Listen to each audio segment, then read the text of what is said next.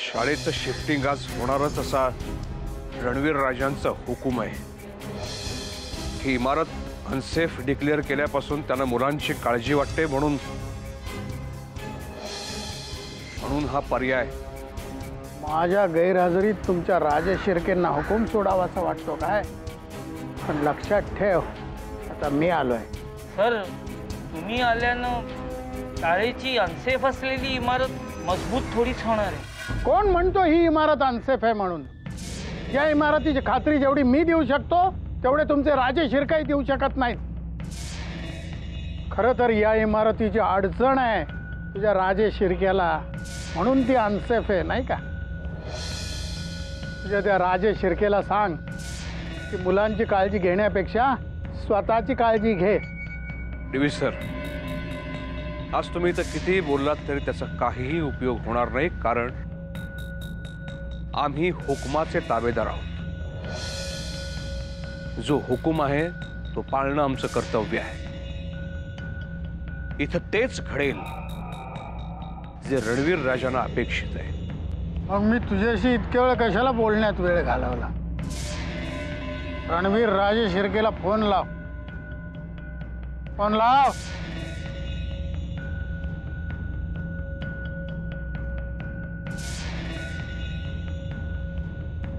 राजे, बोला, काय खबर? डीवी सरांना तुमच्याशी बोलायचं आहे।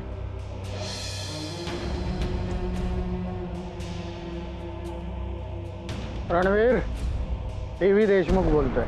बोला डीवी सर। हा खेळ थांबवा। पीओपीचा एखादा तुकडा पडल्यानं संपूर्ण इमारत अनसेफ होत नाही हे माझ्या इतकंच तुम्हालाही चांगलं माहिती आहे। सर, इन्स्पेक्शनमध्ये तसं आढळून आलं। पैशाच्या जोरावर कोणाचंही इमान विकत घेतलं जाऊ शकतं रणवीर। तुम्हाला काय सुचवायचं? मला काहीच म्हणायचं नाही रणवीर, मला एवढंच म्हणायचं आहे की ही शाळा जितकी राजेश शिर्केंची आहे तितकीच मुलांची आहे आणि शिक्षकांचीही आहे। हो हो, नक्कीच। शाळा तुमचीच आहे सर, आम्ही फक्त नामधारी आहोत।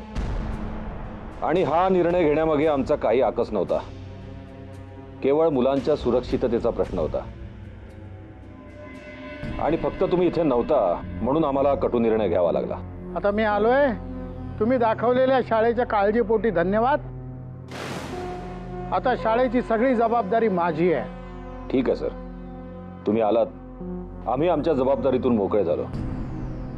पण एक गोष्ट लक्षात ठेवा, इमारत खरोखरच धोकादायक आहे। अर्थात तुम्ही तुमची जबाबदारी नीट पार पाडालच।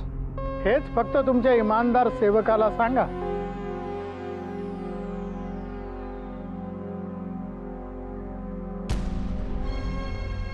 हा राजे, डीव्ही सरांची जी काही इच्छा आहे ती पूर्ण करा।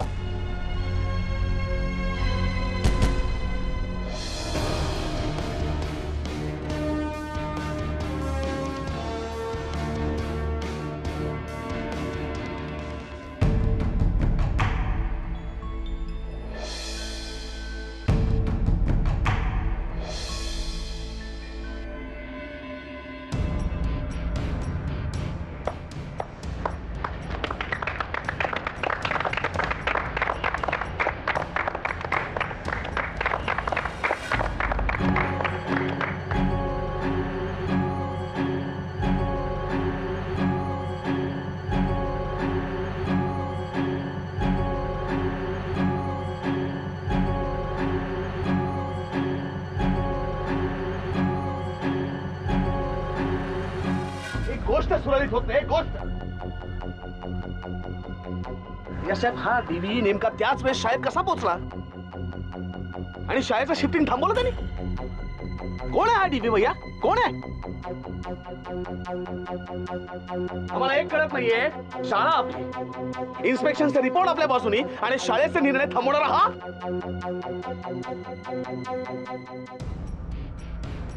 नाही, आमचंच चुकलं। आम्ही तुमच्या राजकीय खेळीचे तमाशे बघत बसलो। अशाने सिम्सन इंटरनॅशनल बॅकआउट होईल आणि आपण प्रेक्षक म्हणून फक्त टाळ्या वाजवत असू, फक्त टाळ्या।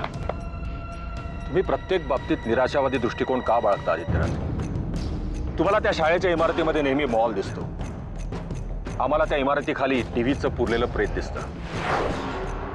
आम्ही नेहमी तुम्हाला संयमाचं महत्त्व सांगतो, हा संयम दिवींनी पाळल्यामुळेच आपल्याला त्यांच्या विरुद्ध यश मिळत नव्हतं. पण आज त्या मास्तराचा संयम सुटलेला आवाज आम्ही स्वतः फोनवर ऐकलाय.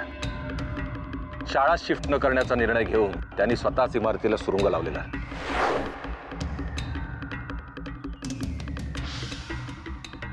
नताशा, आम्ही ताबडतोब येतोय.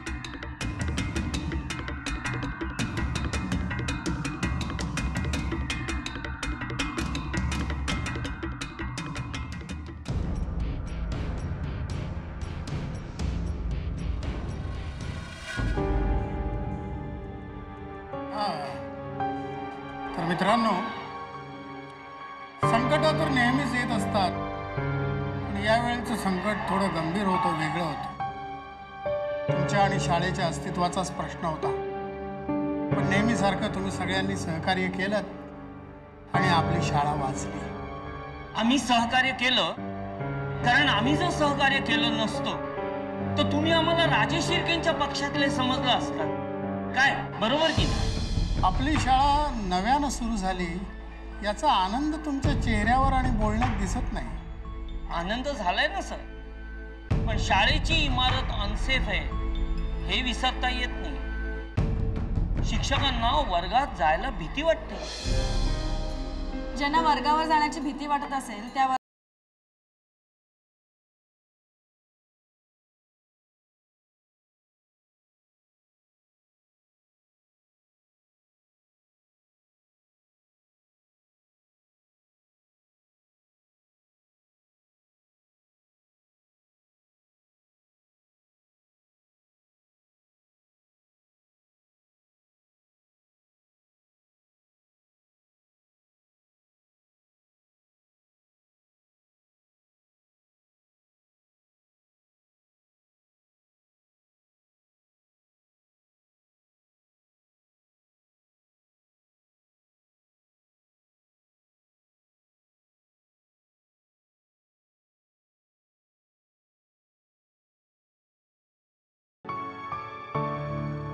कुठल्याही लढाईत आपण हारलो किंवा जिंकलो हे ठरण्यासाठी ती लढाई शेवटपर्यंत लढत राहावी लागते.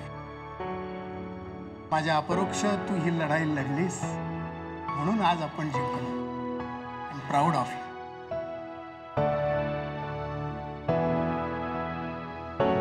अरे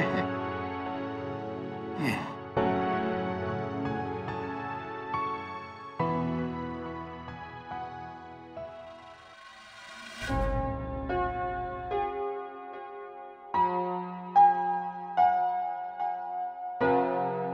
बरं झालं मकरंद तू आलास ते. अरे या दोघी मुली शाळेत गेल्यापासून ना इतका घोर लागलाय माझ्या जीवाला. बरं या सुद्धा कशानं फोन करून कळवतही नाहीत. वहिनी, मी देवयानी सोबत शाळेत जायला हवं होतं ना. खरंच रे, जायला पाहिजे होतस तू, म्हणजे मला तरी काळजी राहिली नसती. खरं का नाही गेलास तू?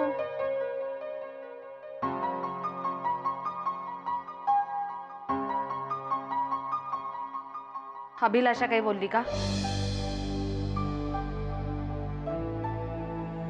जाऊ दे, आपल्याला काही नवीन नाहीये ते.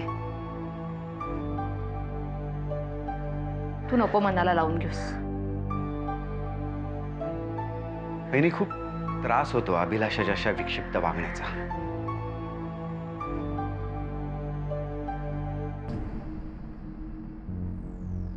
श्रावणी रात्रभर घराबाहेर असताना तिच्यासाठी जागणारी तू,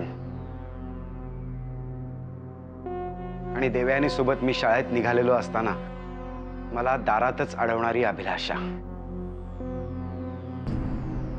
हा एवढा विरोधाभास का असावा हे समजत नाही. मकरंद, हे बघ, देऊ आणि साक्षी यांची काळजी माझ्या इतकीच तुलाही आहे हे माहिती रे मला. तू नको एवढा त्रास करून घेऊस. खरंच.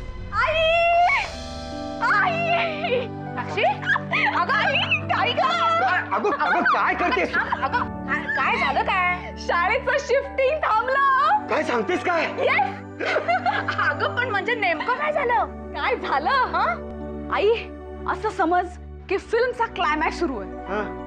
विलन मणि ठाकूर टेम्पोच्या बाजूला उभा आहे असं वाटतंय की देऊ हरणार आहे आणि विलन मणी ठाकूर जिंकणार आहे. इतक्यात अचानक एक रिक्षा येऊन थांबते आणि त्यातून डीव्हीडी उर्फ दादू उतरतात.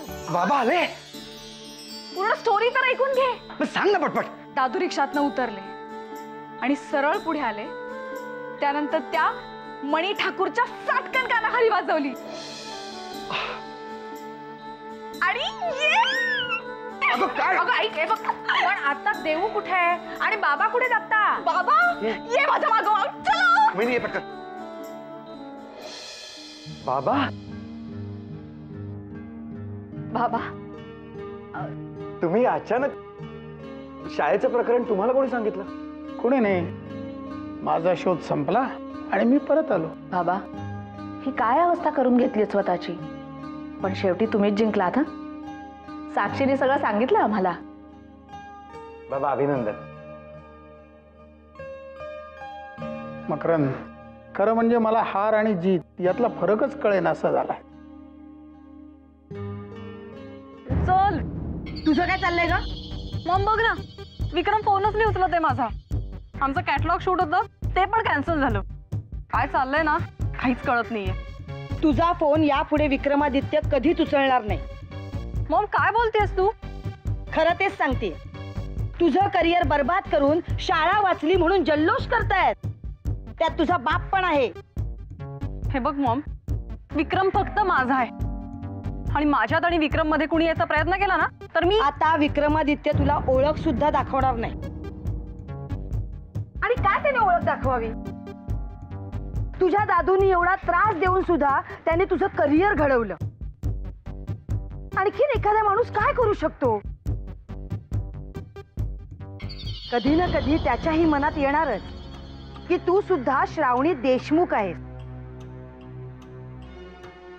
आपलं ना नशीबच खोट आहे. म्हणून सून म्हणून मी या घरात आले आणि तू मुलगी म्हणून. मॉम, त्या दोघांच्या भांडणात माझ्या करिअरचं नुकसान होऊन देणार नाही असं तूच म्हणाली होतीस ना? नाही श्रावू, आता सगळं संपलंय.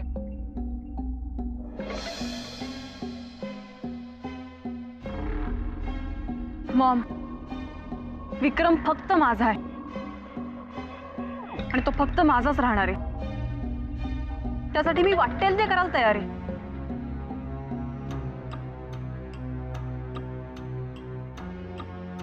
वाटेल ते.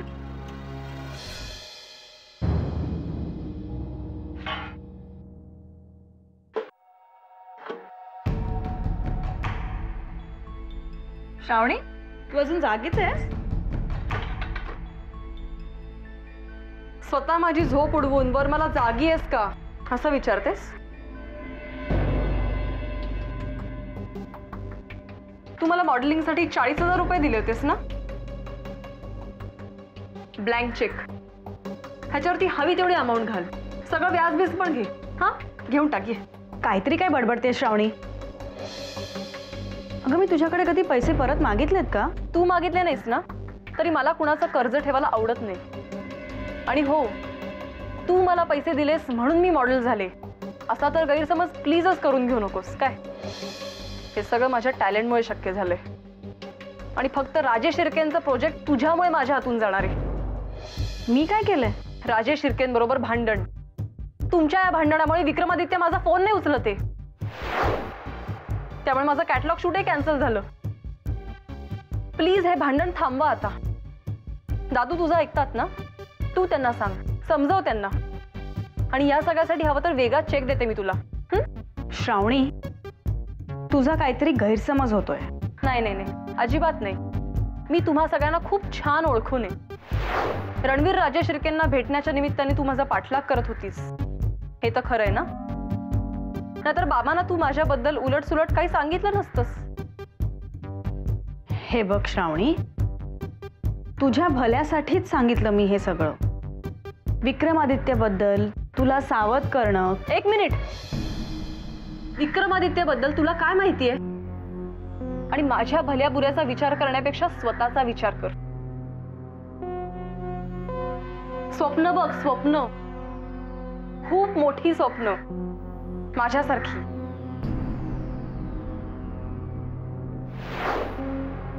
हे जरा अतिच होत आहे. हे बघ श्रावणी, मला तुझ्या स्वप्नांबद्दल बोलायचंच नाहीये. तू मोठी झालीस ना तर मला खरंच आनंद होईल. पण शाळेची लढाई माझी किंवा दादूची व्यक्तिगत लढाई नाही. हजारो मुलांच्या भविष्याचा प्रश्न आहे. कुणा श्रावणी देशमुखमुळे ही लढाई थांबणार नाही. पुन्हा असा बालिशपणा करू नकोस.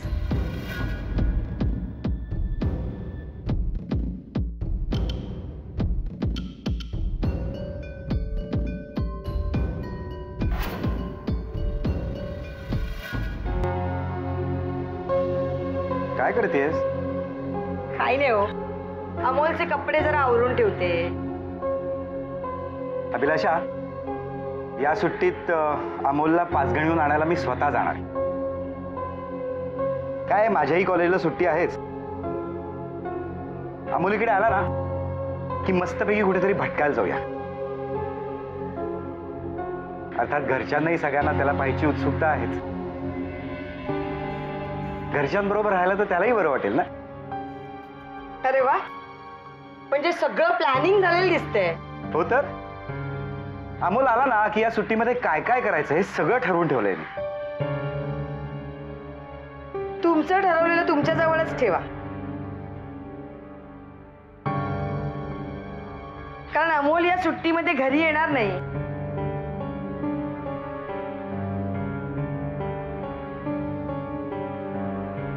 का?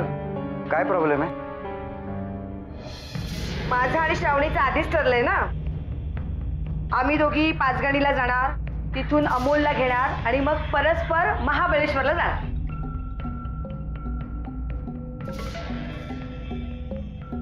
महाबळेश्वरला? हो, तिथे राजू शिर्क्यांचं मोठं रिसॉर्ट आहे ना. 4 days 5 nights असं काहीतरी श्रावणी म्हणत होती बाबा. मज्जा येणार. अभिलाषा, तू अमोलला या घरापासून तोडायचं असं ठरवलंच आहेस का? तुम्हाला यायचं तर या ना. हे बघ, अमोलवर माझाही अधिकार आहे. त्यानं प्रत्येक सुट्टीत काय करायचं हे आजवर फक्त तू ठरवत आलेली आहेस. पण या सुट्टीत जर का तो घरी आला तर तुला काय प्रॉब्लेम काय? सुट्टी लागली की तुम्हाला अमोलवरचा अधिकार आठवतो, नाही का? पण त्याने एखादी गोष्ट मागितली तर 1000 चौकशा करत बसता. कशाला हवंय, कशासाठी हवंय, का हवंय. जाऊ दे ना, अमोल या सुट्टीत घरी येणार नाही. मला तुमच्याशी वाद घालायचा नाही. अभिलाषा, मी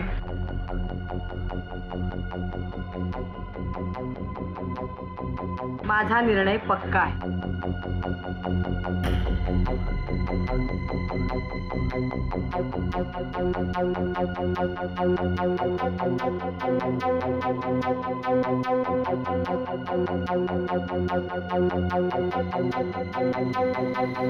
तुला काय करायचं याची कल्पना आहे?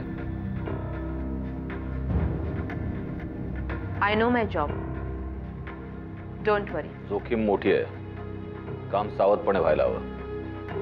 काम करताना काही गोंधळ झाला तर पुरावा मागे राहता कामा नये.